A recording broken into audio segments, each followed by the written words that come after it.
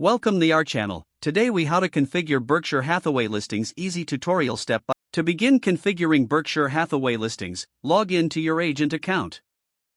Navigate to the dashboard interface. Locate the Listings tab on the main menu. Click on the Listings tab to access the Listings Management section. Once in the Listings section, find the option to Add New Listing. Select the Add New Listing button to initiate the process. Fill in the required property details. Enter the property type, such as residential, commercial, or land.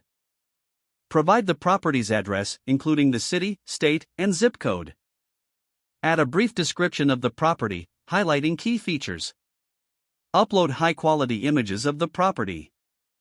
Ensure you have images showcasing both the interior and exterior. Set the listing price for the property. Choose the appropriate listing status, such as active, pending, or sold. Review the information entered for accuracy. Once confirmed, click the Save or Publish button to create the listing. After saving, you can preview the listing to ensure it looks as desired. Make any necessary edits by returning to the Listing Management section. To promote your listing, share it across your social media channels. Monitor the performance of the listing through the analytics provided.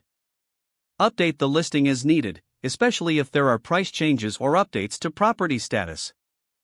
By following these steps, you can successfully configure your Berkshire Hathaway listings. If the page does not load, refresh the browser or try again in a private or incognito window. Make sure you are using the correct email address, then retype it carefully to avoid small typos. If your password is not accepted, use the reset option and create a new strong password you can remember. Check your spam folder for verification or security emails, then complete any requested confirmation steps. Enable two-factor authentication if available to improve account security and reduce unauthorized access risk. After signing in, review your profile details so your contact information and settings are accurate and current. If you see an error message, note it down and try again after restarting your device and internet connection. Don't forget to like this video and subscribe to our channel for more step-by-step tech guides.